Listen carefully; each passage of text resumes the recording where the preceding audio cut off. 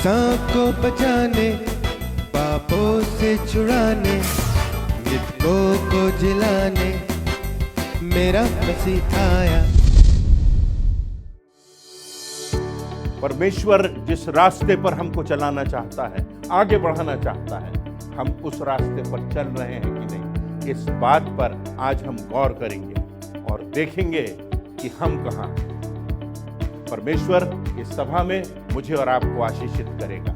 आप जानते हैं हम प्रभु भोज में शामिल होते हैं, प्रभु यीशु मसीह के बलिदान को स्मरण करते हैं। इसके लिए अपने हृदयों को तैयार रखें। हम तैयार रहें उस रोटी के लिए, उस दाखरस के लिए। हम तैयार रहें अपनी भेंटों को और अपने हृदय को अर्पित करने के लिए कि जो कुछ परमेश्वर ने हमें दिया है वो हम कलीसिया की बढ़ती के लिए, दूसरों के भले के लिए हम कुछ कर रहे हैं कि नहीं, क्योंकि ये हमारे विश्वास की गवाही है। मेरी आशा है कि आज की इस आराधना में जब हम प्रार्थना करेंगे तो हम परमेश्वर से वास्तव में बातचीत कर सकेंगे। जब हम गीतों को गाएंगे तो हम उसकी उपासना कर सकेंगे, और जब हम संदेश को सुनेंगे तो हम उसकी आवाज को सुन सकेंगे। परमेश्वर हम सबों को आशीष दे। आइए हम आराधना में आगे बढ़ते हैं। आप सबों को जय मसीह की। हिंदी चर्च ऑनलाइन में आप सबों का स्वागत है। आइए हम प्रार्थना करें, अपने सरों को झुकाएं और परमेश्वर की उपस्थिति का एहसास करें। आइए प्रार्थना करें। धन्यवाद धन्यवाद धन्यवाद देते हैं प्रभु जी आज के दिन के लिए, इस समय के लिए जो तूने हमें दिया है प्रभु जी। एक और मौका तूने दिया है प्रभु जी कि हम तेरी आराधना में शामिल हो सकते हैं। कैसी भी परिस्थिति हो, लेकिन प्रभु जी हम तेरी आराधना में शामिल होते हैं। प्रभु जी तेरा लाख लाख धन्यवाद करते हैं। जो लोग इस आराधना में शामिल हैं उन्हें बहुतायत से आशीषित करें। प्रार्थना करते हैं उन बीमारों के लिए जो घरों में या अस्पतालों में पीड़ित हैं। प्रभु आप उन्हें चंगाई दीजिए। जो कोरोना वायरस से जूझ रहे हैं प्रभु जी, लड़ रहे हैं प्रभु, आप उनके साथ हो। सारे डॉक्टर्स और नर्सेस जो उनकी सेवा करते हैं, आप उनकी सुरक्षा करें। आपकी रक्षा उन पर बनी रहे प्रभु जी। आज की आराधना पर तेरी आशीष हो। जो भी वचन दिया जाता है प्रभु जी, हम उसको सुनने वाले नहीं बल्कि ग्रहण करने वाले हों प्रभु जी।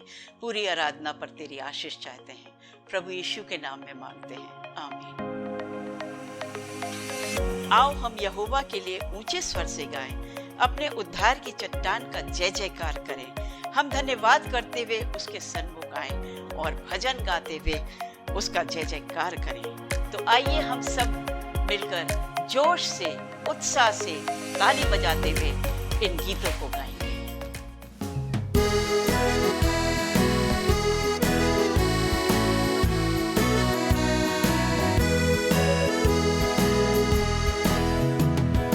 आओ हम यहोवा के लिए ऊंचे स्वर से गाएं, अपनी मुक्ति की चट्टान का जय जयकार करें। आओ हम यहोवा के लिए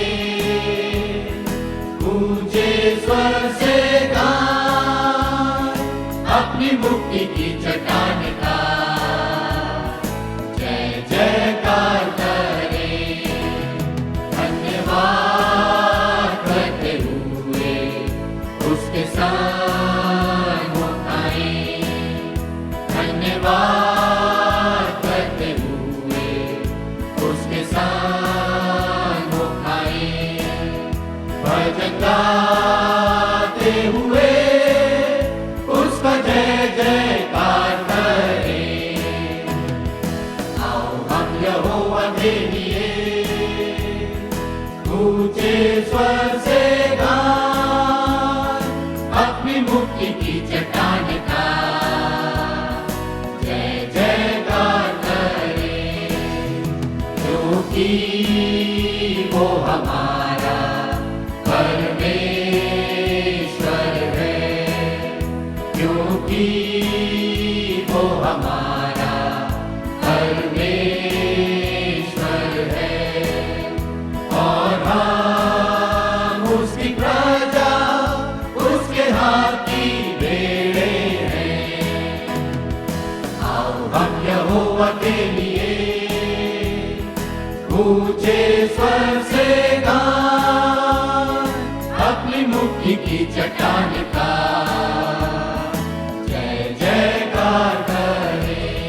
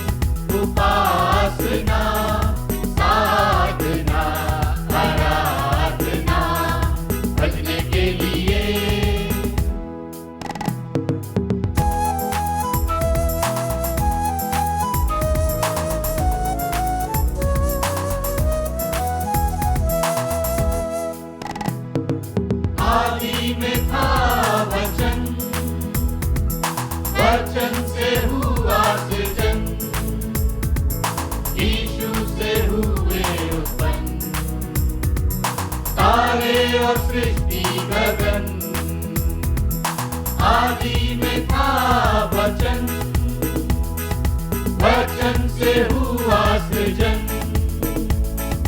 यीशु से हुए उत्पन्न, तारे और सृष्टि गगन, महिमा कर स्तुति के योग मेरा प्रभु यीशु, महिमा कर स्तुति के योग मेरा प्रभु यीशु।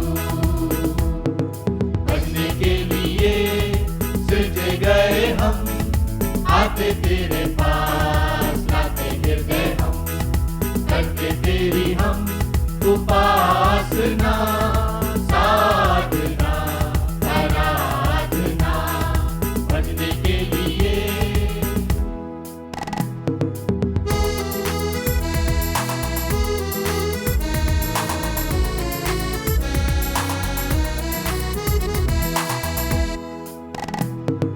कुछ भी हमारा नहीं, सांसें ये हृदय ये मन, यीशु से हमको मिला उद्धार अनंत जीवन। कुछ भी हमारा नहीं, सांसें ये हृदय ये मन, यीशु से हमको मिला उद्धार अनंत जीवन।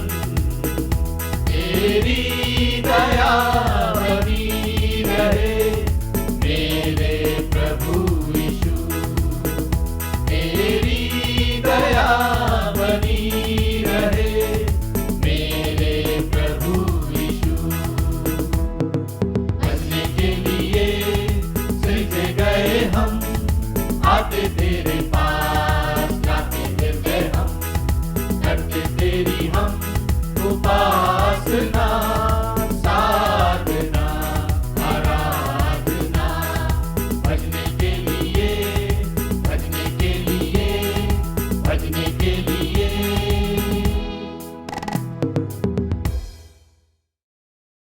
संसार में रहते हुए बहुत सी झूठी बातों को हम मान लेते हैं, बहुत सी गलत बातों पर हम विश्वास कर लेते हैं, और ये बातें ऐसी होती हैं जो हमारी मानसिकता को मानो विषाक्त कर देती हैं, पॉइजन के समान होती हैं, जहर के समान होती हैं, और इनका प्रभाव हमारी जिंदगी पर पड़ता है, हमारे परिवार पर पड़ता है, हमारे इर्द गिर्द लोगों पर पड़ता है, कभी कभी बहुत बड़े विशाल समाज पर और एक बड़े जन समुदाय पर इन बातों का असर पड़ता है, गलत असर पड़ता है, और हम झूठ पर विश्वास कर लेते हैं। किसी ने कहा है कि अगर कोई व्यक्ति 4 बार एक झूठ को सुनता है तो वो उसे सच मान लेता है। पर ये जो बातें होती हैं, इस प्रकार की मानसिकता जो होती है, ये हमारी जिंदगी को, हमारे हृदय को, हमारी अंतरात्मा को, हमारे अनंत को प्रभावित करती है, इस पर दुष्प्रभाव डालती है। और इसलिए शैतान की इस प्रकार की बातों से हमें अपनी मानसिकता को बचाना है। उसी एक विशिष्ट मानसिकता की चर्चा आज मैं परमेश्वर के वचन के प्रकाश में आप सबों से करना चाहता हूं।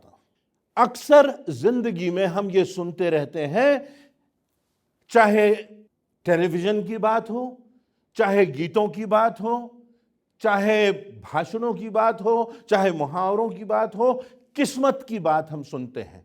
किस्मत की बात, नसीब की बात, तकदीर की बात, होनी की बात। हमारे किस्मत में ही ऐसा लिखा था, हमारे साथ तो ऐसा होना था, होनी को कौन टाल सकता है। अरे हमारे नसीब में ही ऐसा नहीं है। अरे ये व्यक्ति तो राजयोग लेकर पैदा हुआ है और इसलिए कहां से कहां पहुंच गया। हम क्या करें, हम तो राजयोग के साथ पैदा ही नहीं हुए, इसलिए चुनाव हार गए, जिंदगी में कहीं बढ़ नहीं पाए।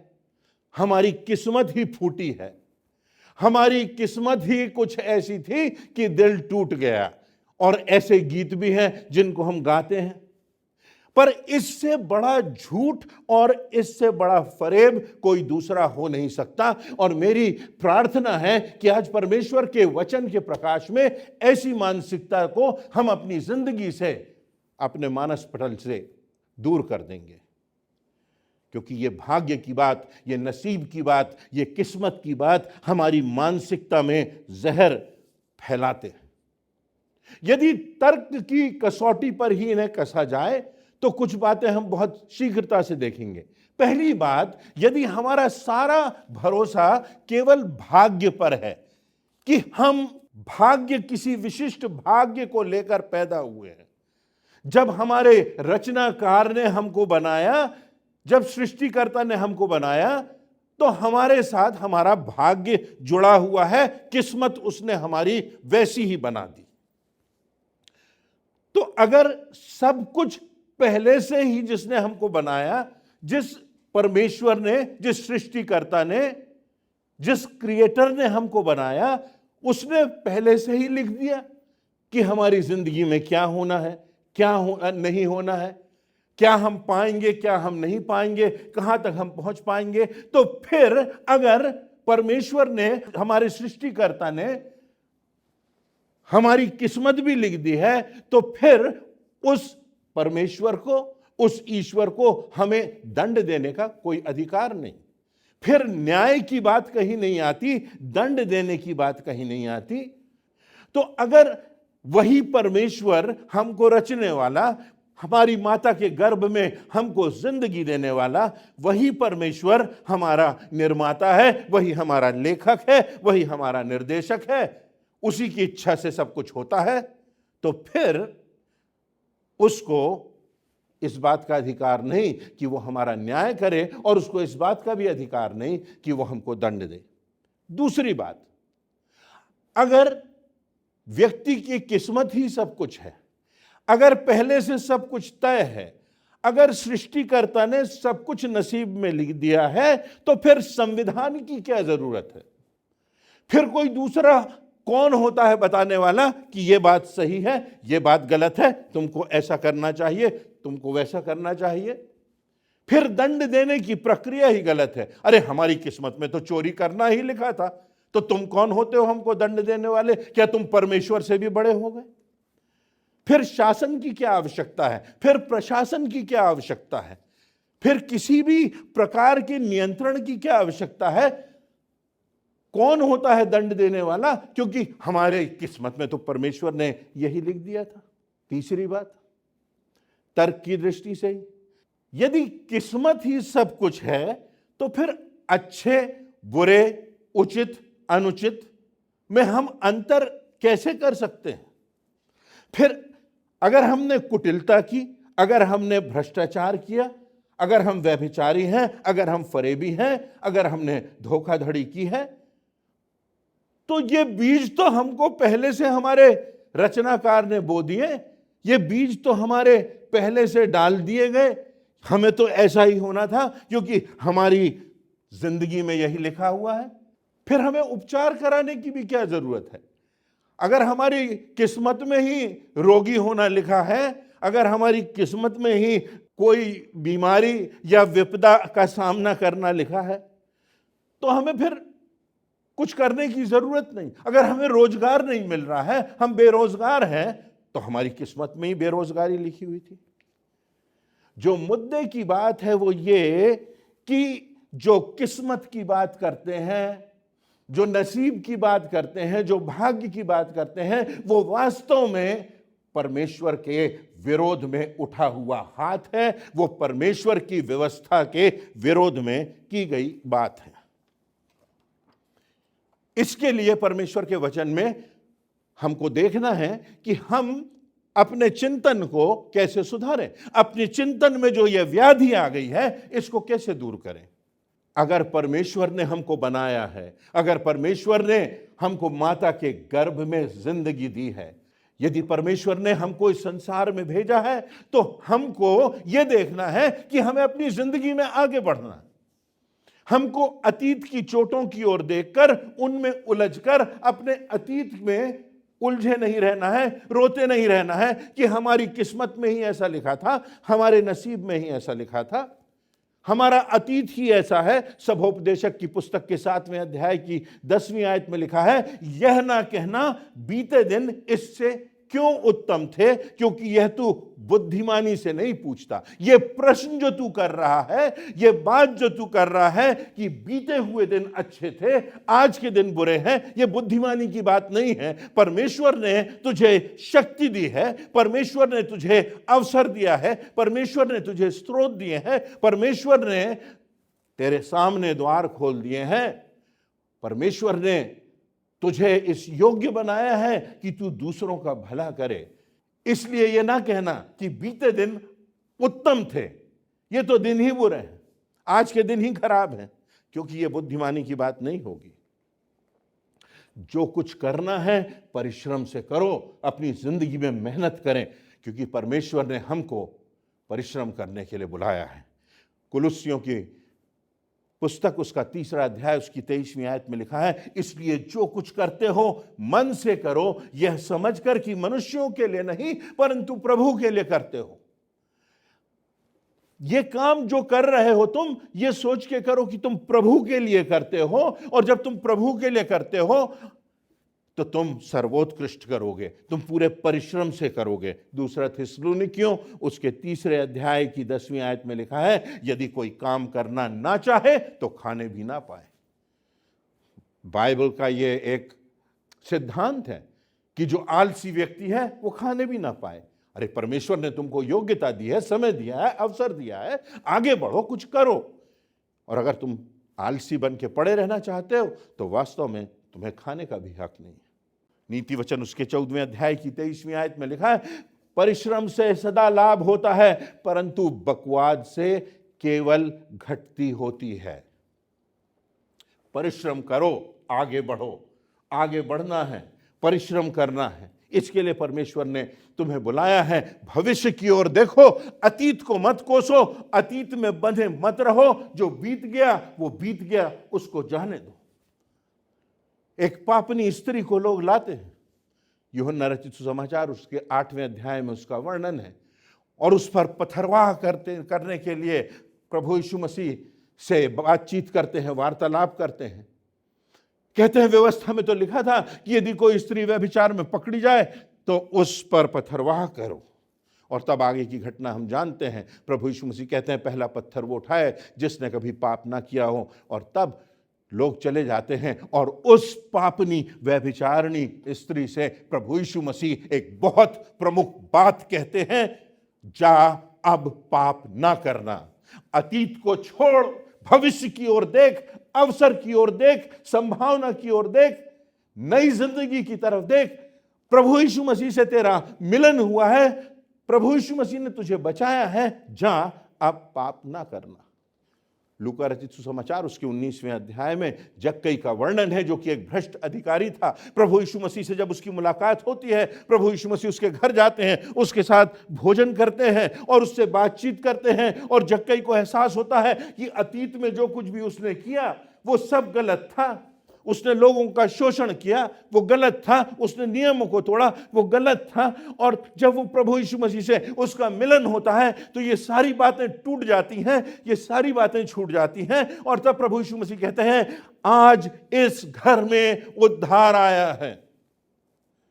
और तब जक्कई कहता है, भविष्य की तरफ देखता है, अतीत से मुक्त होकर के, अतीत में बंधा हुआ नहीं है, ग्लानि में बंधा हुआ नहीं है। प्रभु यीशु मसीह से मिलन हो गया, अतीत से जो बंधन थे उनसे वो मुक्त हो गया। और वो कहता है, देख प्रभु, मैं अपनी आधी संपत्ति कंगालों को देता हूं, और यदि अन्याय करके किसी से कुछ लिया तो उसे चौगुना लौटा देता हूं।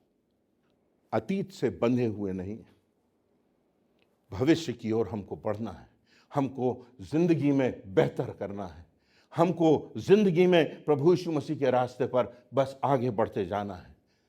पौलुस अपनी जिंदगी में कहता है, फिलिपियों की पुस्तक उसके 3 अध्याय में कहता है, एक काम मैं करता हूं, एक ये कार्य है जो मैं करता हूं कि जो बातें पीछे रह गई हैं उनको छोड़कर, उनको भूलकर उन बातों की ओर, निशाने की ओर दौड़ा चला जाता हूं, ताकि वह इनाम पाऊं जिसके लिए परमेश्वर ने मुझे यीशु मसीह में बुलाया है। और इसीलिए वो कहता है, मेरे लिए जीवित रहना मसीह है और मर जाना लाभ है। मर जाना भी लाभ हो जाएगा अगर हम आगे बढ़ते जाएं। यदि हम अतीत के बंधनों से मुक्त होकर और किस्मत और नसीब और भाग्य की बातों को पीछे छोड़कर, इस मानसिकता को तोड़कर प्रभु यीशु मसीह के रास्ते पर आगे बढ़ जाए, तो हम भी कह सकते हैं कि हमारे लिए जीना मसीह है और मर जाना लाभ है। तो पहली बात, हमको निरंतर आगे बढ़ते जाना है। दूसरी बात, परमेश्वर ने हमें स्वतंत्र इच्छा दी है और इसलिए हमें सही निर्णय करना आवश्यक है। जिंदगी में आज मैं और आप जहां खड़े हैं, वो हमारी जिंदगी के किए हुए निर्णयों का परिणाम है। बहुत कुछ, हर बात नहीं, हर बात के लिए हम जवाबदार नहीं हैं। कभी कभी इनोसेंट लोग होते हैं जो कि किसी दूसरे की गलतियों का परिणाम उठाते हैं, परंतु अधिकांशतः हमारे गलत निर्णयों का। यदि आप देखेंगे लूका रचित सुसमाचार उसके 18वें अध्याय में, वहां पर हम पाते हैं कि एक युवा है, धनवान है, अधिकारी है, उसको प्रशासक कहा गया है। वो प्रभु यीशु मसीह के पास आता है और प्रभु यीशु मसीह से एक बहुत अहम प्रश्न करता है। वो कहता है, अनंत जीवन का वारिस होने के लिए मैं क्या करूं? इससे बड़ा, इससे प्रमुख प्रश्न मेरे और आपके लिए कुछ हो नहीं सकता कि अनंत जीवन का अधिकारी होने के लिए मैं क्या करूं।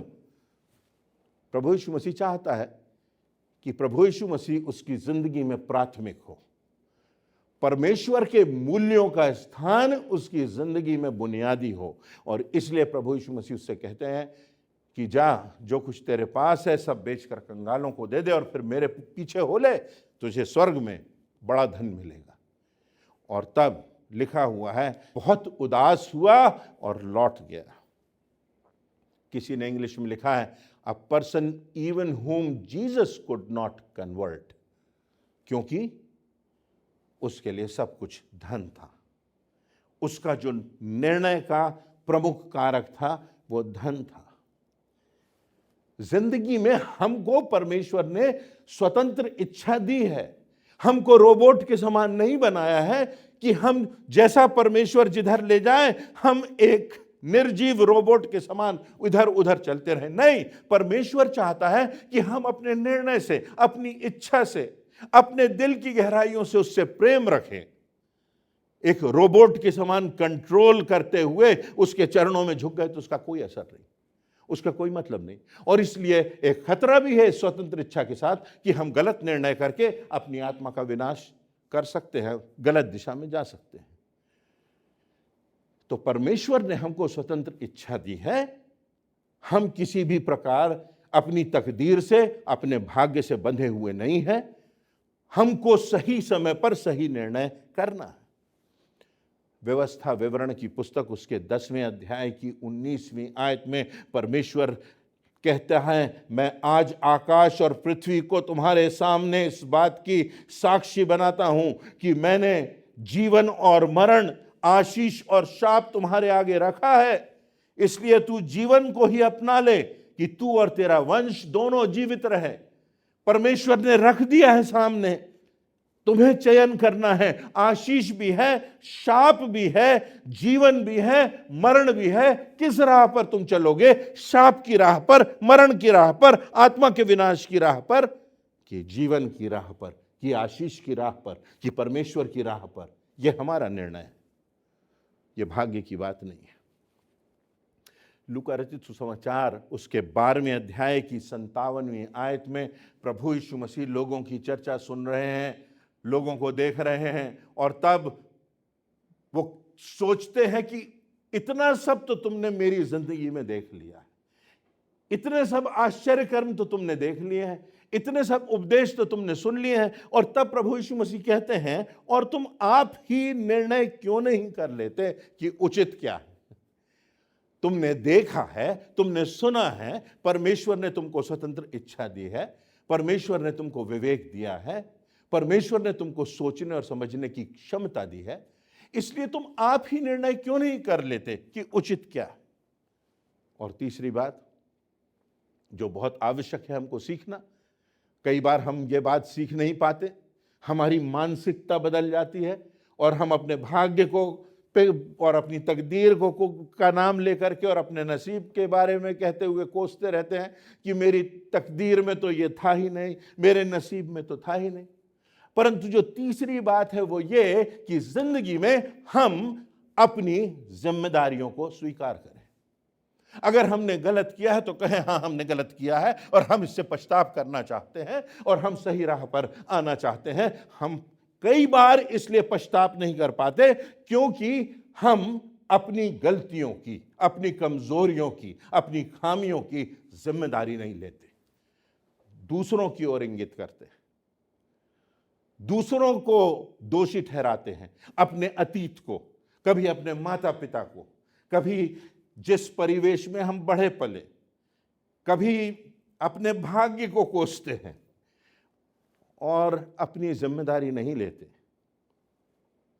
और ये बात प्रारंभ से हम पाते हैं जब परमेश्वर ने आदम और हवा को बनाया, और हम जानते हैं कि एक तरफ परमेश्वर की एक आज्ञा थी, एक आदेश था कि तुम घूमो फिरो, आशीषों से भर जाओ, मुझसे संगति करो, स्वर्गीय जीवन जियो, परंतु उस वृक्ष का फल न खाना। और तब हम पाते हैं कि आदम और हवा परमेश्वर की उस एक आज्ञा का उल्लंघन कर देते हैं। और यदि आप उत्पत्ति की पुस्तक के 3 अध्याय को पढ़ेंगे तो आप पाएंगे यहां पर एक क्लासिक उदाहरण है, एक उत्कृष्ट उदाहरण है कि हम कैसे अपनी गलतियों का कारण किसी दूसरे को बना देते हैं। जब आदम ने पाप कर लिया तो परमेश्वर आदम से पूछता है, तो आदम कहता है कि जिस स्त्री को तूने मेरे संग रहने को बनाया था उसने मुझे ये फल दिया और मैंने खा लिया। आदम कहता है इसमें तो इस स्त्री का दोष है, इसने बहका दिया, और स्त्री को तूने बनाया था।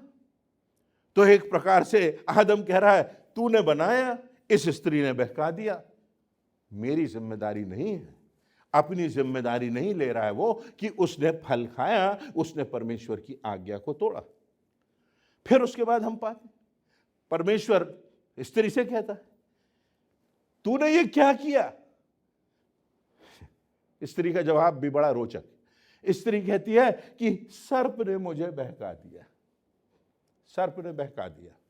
कई बार हमारे साथ ऐसा होता है कि हम अपनी गलती के लिए किसी दूसरे को, किसी परिस्थिति को, अपने अतीत को दोषी ठहराने का प्रयास करते हैं और सोचते हैं कि हमने कोई गलती नहीं की। कितनी बार ऐसा होता है, अरे हमारे पिता तो पीते थे, वो तो अल्कोहलिक थे, तो अब वो तो हमारे खून में ही, हम क्या करें। अगर वो ना पीते होते तो शायद हम भी ना पीते होते। अगर हम ऐसे वातावरण में ना रहते तो शायद हमारे मुंह से भी अपशब्द नहीं निकलते। अगर हमारे पिता क्रिमिनल ना होते, यदि हम उस बस्ती में नहीं रहते तो शायद आज हमारा चरित्र भी अच्छा होता। और इसीलिए हम पछताव नहीं कर पाते। आवश्यकता इस बात की है कि हम इस बात को माने कि परमेश्वर ने जो स्वतंत्र इच्छा हमें दी है, हमने गलत चयन किया है, हमने झूठ बोला है, हमने दूसरे के साथ गलत किया है और हमने गलती की है, हमारा निर्णय है और हम परमेश्वर से क्षमा चाहते हैं। और इसीलिए हम कभी पछताव नहीं कर पाते अगर हम इस मानसिकता में जीते हैं कि हर बार ये किसी और की गलती है, हम जिम्मेदारी स्वीकार नहीं करते। इसलिए आवश्यकता इस बात की है कि हम अपनी जिम्मेदारी स्वीकार करें। और चौथी और अंतिम बात वो ये कि हम इस बात को मान लें कि हमने पाप किया है, हमने परमेश्वर की व्यवस्था को तोड़ा है और प्रभु यीशु मसीह हमारा उद्धार करता है। प्रभु यीशु मसीह हमें क्षमा देने के लिए बुला रहा है।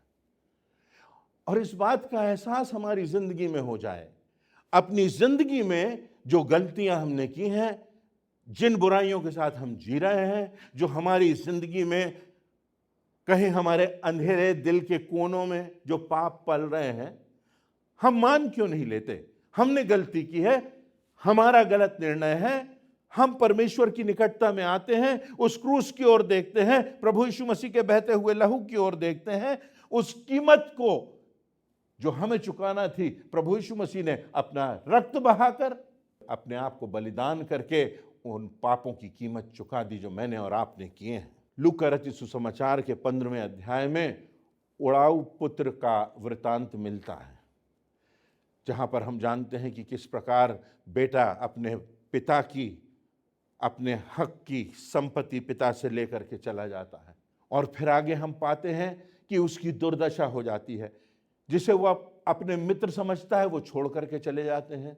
उसके पास कोई धन नहीं रहता, उसको कोई नौकरी नहीं मिलती, सुअरों को चरा रहा है और सुअर जिन फलियों को खा रहे हैं वो भी उसका भोजन बन जाता है। और तब फिर लिखा हुआ है, जब वह अपने आपे में आया, जब उसको एहसास हुआ कि उसने गलत निर्णय किया, वो गलत रास्ते पर गया, और तब जब वो अपने आपे में आता है और इस बात का एहसास वो करता है, उसके अंतरात्मा में जब वो एहसास करता है कि उसने अपने पिता के विरोध में पाप किया है, तो वो वापस लौट करके जाता है और तब पिता उसे गले लगा लेता है। और तब हमें प्रभु यीशु मसीह की क्षमा का चित्र दिखाई देता है कि उसका पिता उससे बहुत प्यार करता है, अपने आगोश में ले लेता है, उसके सब पापों को क्षमा करता है। परमेश्वर की सर्वोत्कृष्ट कृति है मैं और आप। हम सब ने पाप किया है, हमने गलतियां की, परंतु परमेश्वर के वचन में लिखा है कि आज भी हमें परमेश्वर की क्षमा उपलब्ध है। प्रभु यीशु मसीह पर विश्वास करने से उसने हमारे पापों की कीमत चुका दी है। वो हमारा न्यायी होगा जो हमें क्षमा देने को तैयार है। जब हम उसकी निकटता में आएंगे, जब हम अपनी जिम्मेदारी को स्वीकार करेंगे, जबकि हम अपने भविष्य की ओर देखेंगे। हमको कैंसर से भी भयानक, कोरोना वायरस से भी जो भयानक बात है वो पाप है। उस पाप के श्राप में यदि मैं और आप जी रहे हैं, अपनी किस्मत को कोस रहे हैं, तो आज हमको प्रभु यीशु मसीह बुला रहे हैं। आज प्रभु यीशु मसीह हमको क्षमा करने को तैयार है, यदि हम अपनी जिम्मेदारी लें, अपने पापों को माने, इस बात को माने कि प्रभु यीशु मसीह ने मेरे गुनाहों की सज़ा खुद सह ली और मैं उसके ओर लौटता हूँ, उसकी राह पर चलता हूँ और उसकी आज्ञाओं का पालन करता हूँ। प्रभु यीशु मसीह हमको क्षमा करने के लिए आया। आज भी प्रभु यीशु मसीह ने हमको अवसर दिया है कि हम सही रास्ते पर आ जाएं, हमारे चिंतन सही हो, हमारी मानसिकता सही हो और हम इस बात को जानें कि परमेश्वर ने जो हमको स्वतंत्र इच्छा दी है, तो हम सही निर्णय करें, सही राह पर चलें और अपनी मानसिकता में सही बातों को सोचते और समझते हुए अनंत जीवन की राह पर आगे बढ़ते जाएं। मेरी आशा है कि आज प्रभु यीशु मसीह का आमंत्रण आपने सुना होगा और प्रभु यीशु मसीह की क्षमा और उसके प्रेम को प्राप्त करने का निश्चय भी आज आप करेंगे। परमेश्वर आपको आशीष दे। परमेश्वर को हम धन्यवाद देते हैं इस प्रेरणादायक वचन के लिए। हम आशा करते हैं इस वचन के द्वारा आप आशीषित हुए होंगे। हम अपनी आराधना के केंद्रीय भाग में हैं प्रभु भोज। प्रभु की मेज में शामिल होने के पहले हम इस गीत को गा लेंगे अपने मनों को तैयार करने के लिए।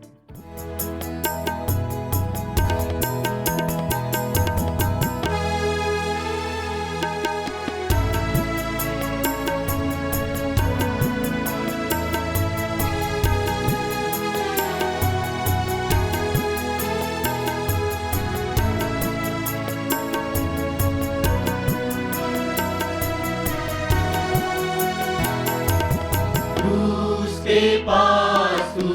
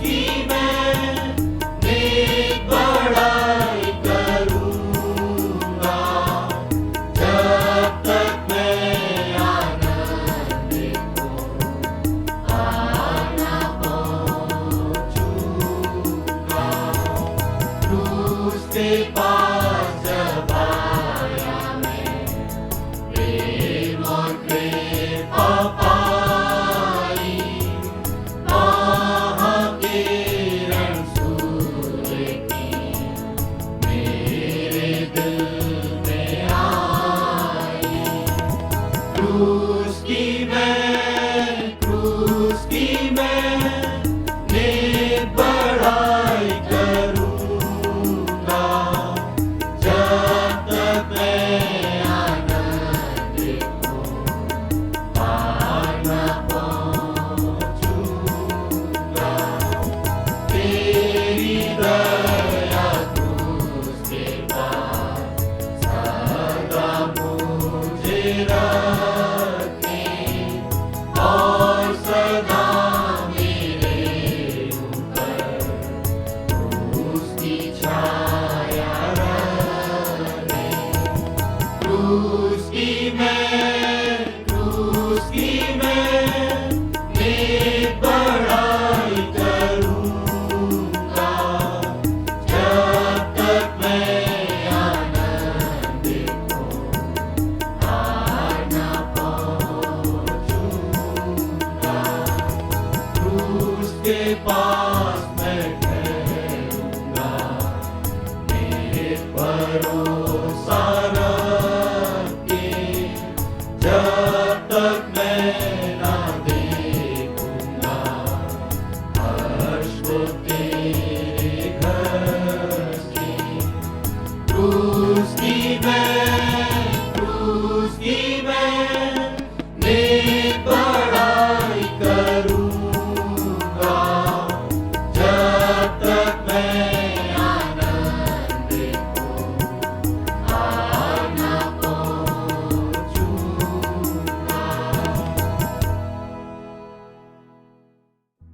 आइए आज इस सुंदर संदेश को सुनने के द्वारा हम अपने जीवनों का समर्पण बाइबल के परमेश्वर के हाथ में करें और प्रभु भोज की इस सुंदर ब्यारी में अपने आप को हम शामिल करें। वचन यो कहता है, क्योंकि यह बात मुझे प्रभु से पहुंची और मैंने तुम्हें भी पहुंचा दी, कि प्रभु यीशु मसीह ने जिस रात वह पकड़वाया गया, रोटी ली और धन्यवाद करके उसे तोड़ी और कहा, यह मेरी देह है जो तुम्हारे लिए दी जाती है, मेरे स्मरण में यही किया करो।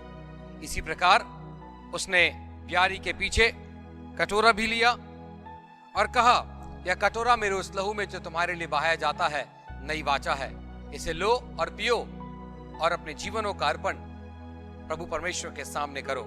आइए इस प्रभु भोज के लिए, इसमें शामिल होने के लिए हम प्रार्थना करें। प्यारे प्रभु यीशु मसीह, हम धन्यवाद और विश्वास के साथ आपके चरणों में आते धन्यवाद करते हैं प्रभु। आज आपके सेवक के द्वारा सुंदर आत्मा से भरे संदेश को हमने सुना और प्रेमी पिता परमेश्वर, आज इस प्रभु भोज की मेज में शामिल होने के द्वारा हम अपने जीवनों का पुनः एक बार अर्पण आप सच्चे परमेश्वर के सामने करते हैं। प्रार्थना है प्रेमी पिता परमेश्वर कि आपके बेटे और हमारे उद्धारकर्ता प्रभु यीशु मसीह के द्वारा ठहराया गया ये नियम हमारे जीवनों के लिए प्रभु यीशु मसीह के उस बड़े सामर्थ के द्वारा आशीषों से भरा हो। इस प्रभु भोज की ब्यारी में शामिल होने के लिए प्रभु आपका अनुग्रह और आपकी सामर्थ हमें प्रदान करें, ताकि हमारे जीवन इस प्रभु भोज की सामर्थ के द्वारा नए किए जाएं। सम्मान आपको देते, इस प्रभु भोज की मेज के लिए आपका आदर करते, धन्यवाद के साथ प्रार्थना यीशु मसीह आपके नाम से मांगते हैं, आमीन। आइए हम में से प्रत्येक जिन्होंने प्रभु यीशु मसीह को अपना उद्धारकर्ता और मुक्तिदाता ग्रहण किया है और जिन्होंने यीशु के नाम से बपतिस्मा लिया है, आप सब बड़ी ईमानदारी के साथ इस ब्यारी में हमारे साथ सहभागिता करें, आमीन।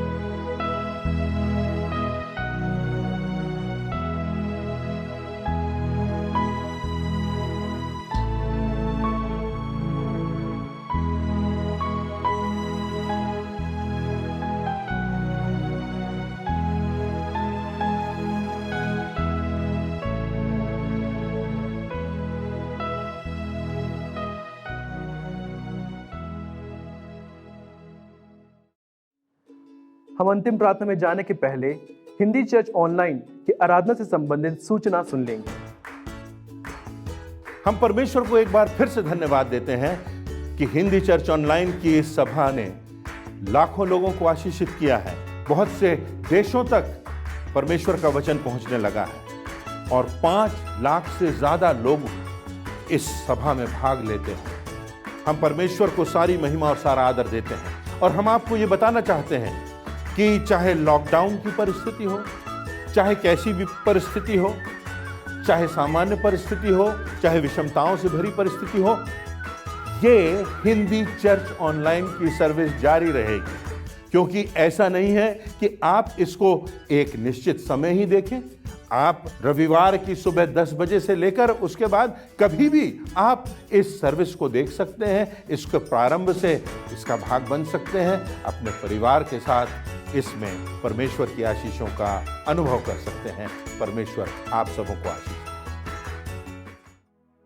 आइए हम अपने स्थानों में खड़े हो जाएं और प्रार्थना करें। प्रार्थना के पश्चात हम एक कोरस गालेंगे और कोरस के पश्चात परमेश्वर पिता की आशीषों के साथ हम अपनी आराधना को समाप्त करेंगे। आइए हम अपने सरों को झुकाएं। सारी आशीषों के देने वाले हमारे पिता परमेश्वर, एक बार फिर तेरे चरणों में उपस्थित हुए हैं। धन्यवाद देते हैं प्यारे परमेश्वर, तूने हमारे लिए ये व्यवस्था करवाई कि आज हम तेरी उपस्थिति को अपने बीच में महसूस कर सकते हैं।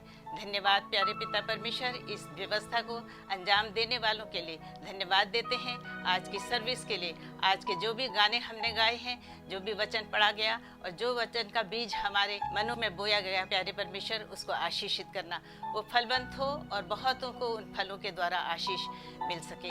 प्यारे पिता परमेश्वर, सारी आराधना पे तेरी उपस्थिति हमने महसूस की है, इसके लिए हम तुझे धन्यवाद देते हैं।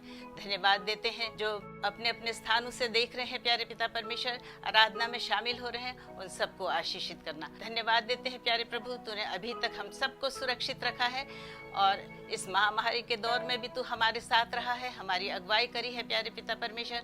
आगे भी एक एक जन को हम तेरे हाथों में सौंपते हैं, अपने कलीसिया को, अपने शहर को, अपने देश को और पूरे संसार को प्यारे पिता परमेश्वर इस महामारी से बचा ले प्यारे पिता परमेश्वर। और आगे जो भी दुख तकलीफें आती हैं, हम जानते हैं तेरा आना निकट है प्रभु, हम बाट जोह रहे हैं।